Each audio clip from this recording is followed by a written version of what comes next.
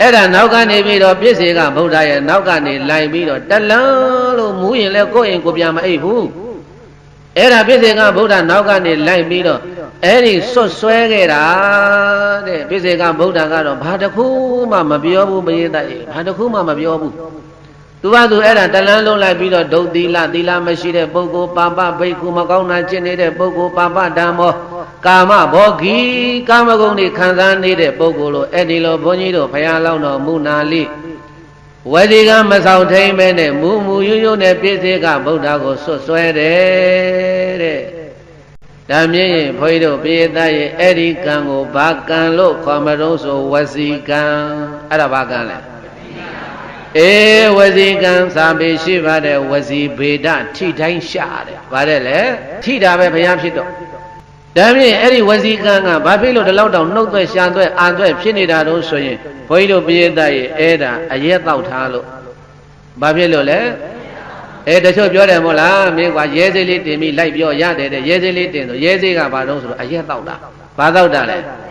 အဲ့ဒီအရက်ဝဇတ်ထဲဝင်သွားပြီဆိုလို့ရှိရင်နှုတ်ကတဲသွက်တာပဲတဲ့တခါလဲပြောကျင်တာတွေပြောလာတယ်။ဘုရားရှင်ကိုတော်မြတ်ကတေနကမ္မဝိပါကေနနိရယေတန်တရိစီတံဘဝဝတ္တသဟတနိဒုက္ခဝေရိတိဝေဒနာဘေကဝေပရိသလေးများခြေသားခြေသမီးတို့တေနကမ္မဝိပါကေနအဲ့ဒီကံအကျိုးကြောင့်နိရယေငရဲမှာကြည်စမ်းဘုရားလောင်းတော်ကြီးငရဲဆင်းသွားပြီဘယ်ဆင်းသွားပြီလဲတေနကမ္မဝိပါကေနအဲ့ဒီဘဝမှာအရက်တွေတောက်ပြည့်စေကဗုဒ္ဓကိုပြင်မခဲ့တဲ့ကံကြောင့်နိရယေငရဲမှာစိတံနဲ့အချိန်အကြာကြီးဘလောက်အချိန်ကြာတယ်ဆိုတော့ဘုန်းကြီးနောက်ဝိဘက်တော်ကြတော့ငရဲတက်တန်းနေဘုန်းကြီးပြောပြငရဲကြီးရှစ်ထအကြောင်းငရဲငယ်အကြောင်းတွေကိုနောက်ဝိဘက်တော်ကြတော့ဘုန်းကြီးရှင်းမယ်အဲ့တော့ဒီမှာနိရယေငရဲမှာစိတံအချိန်ကြာကြီးဝါကြာမြင့်သွားသောကာလပါလုံးတန်တရိအမဲလေးပါလေးကဲမယူပါတစားသားနဲ့ငါကျင်ဒီခဲ့ရလိမ့်မည်ဘဟုဝတ္တသဟတာနိများစွာသောနှစ်အထောင်တို့ပါလုံးဒုက္ခကြီးသွားသောဝေဒနာဆင်းရဲဝေဒနာကို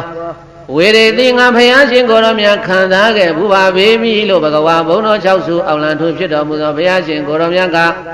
အဝေါ်စာကောင်းစွာမဲ့သွေဟောကြားတော်မူလိုက်ပါပေတည်း